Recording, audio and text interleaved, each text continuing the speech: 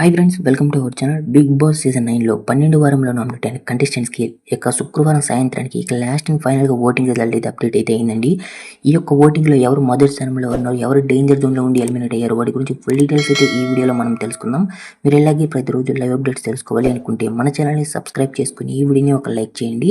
మన channel live updates వస్తూ ఉంటాయండి. ఎవరు ఎలిమినేట్ అయ్యారు వాటి గురించి ఫుల్ డీటెయిల్స్ అయితే మన ఛానల్ అయితే అప్డేట్ అవుతుంటాయి.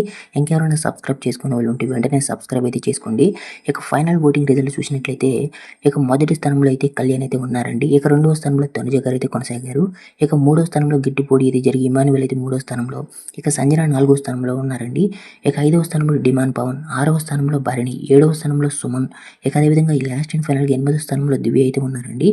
ముఖ్యంగా భరణి, సుమన్, దివ్య వీళ్ళ ముగ్గురు డేంజర్ జోన్లో ఉన్నారు.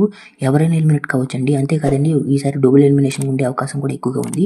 మీ ఫేవరెట్ కంటెస్టెంట్ ఎవరు కామెంట్ సెక్షన్లో కామెంట్ చేయండి. ఈ వారం ఎవరు ఎలిమినేట్ అవుతారో కూడా కామెంట్ సెక్షన్లో కామెంట్ చేయండి.